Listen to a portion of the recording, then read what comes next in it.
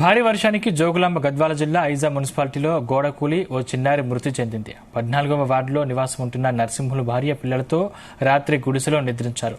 కాగా రాత్రి భారీ వర్షానికి గుడిసె గోడ కూలి చిన్నారిపై పడింది. చిన్నారి అక్కడికక్కడే మృతి చెందగా తల్లికి తీవ్ర గాయాలయ్యాయి. కూతురు మృతి చెందడంతో తల్లిదండ్రులు తీవ్ర ఆవేదన చెందారు.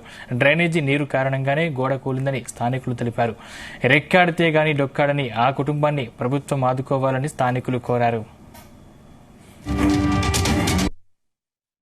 14వ వార్డులో ఒక చిన్న పాప ఇల్లు కూలి చిన్న పాప చనిపోవడం జరిగింది. గతంలో కూడా ఒక 2-3 ఇండ్లు కూలి పడినాయి. అక్కడ ఎవరు లేని ఎడల అక్కడ ఏం జరగలేదు. ఈరోజు ఒక పాప చనిపోవడానికి కారణం అధికారుల నిర్లక్ష్యమే. అలాగే మాకు ఇక్కడ ఒక డ్రైనేజ్ సమస్య ఉంది. ఆ సమస్య ఒక 20 ఏళ్ల కానుంచి సఫర్ అవుతున్నాం మేము. నా తమ్ముని కూతురు అనాథైపోయింది, నా కోడలు నిడిచెట్టిపోయింది సార్. కొంచెం దయచేసి మీరే చూపించండి సార్ నా తమ్ముని కూతుర్ని. ఇంత రాత్రి నుంచి మేము ఒక్కనే